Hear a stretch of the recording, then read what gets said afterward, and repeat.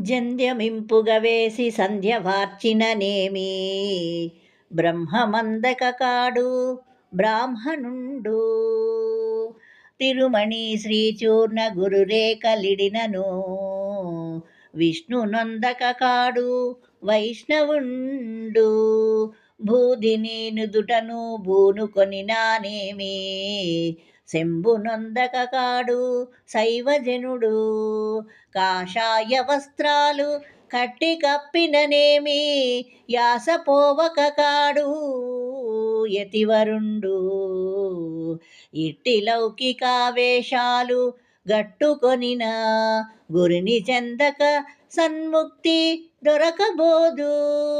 భూషణ వికాస శ్రీ ధర్మపుర నివాస దుష్ట సంహార నరసింహ దురిత దూరా. దుష్ట సంహార నరసింహ దురిత దూరా.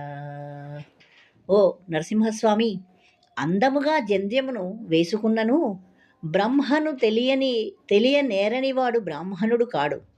పెద్ద నామాలను పెట్టుకున్నా విష్ణువుని తెలియకున్నచో వైష్ణవుడు కాడు. లలాటమున విభూది పూసుకున్నను శివుని తెలియనేరనివాడు శైవుడు కాడు.